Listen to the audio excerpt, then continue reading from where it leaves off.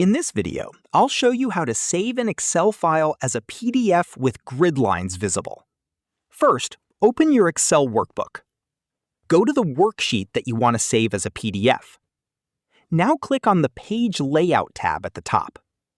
In the Sheet Options section, look for grid lines. Under grid lines, check the Print box. This ensures that the grid lines will appear in the PDF. You can also go to File, then Print, to preview how the sheet will look when exported. Make sure the grid lines are visible in the print preview. Next, click on File and select Save As. Choose the location where you want to save the PDF. Under Save As Type, select PDF.pdf. If you want to include all sheets, click Options and choose Entire Workbook. Otherwise, leave it as the active sheet. Now enter a file name and click Save. Excel will create a PDF with the grid lines included. Open the PDF to confirm that the lines are visible. That's it.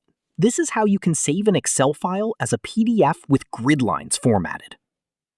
If you found this video helpful, don't forget to like the video, subscribe to our channel, and press the bell icon for more tutorials. Thanks for watching.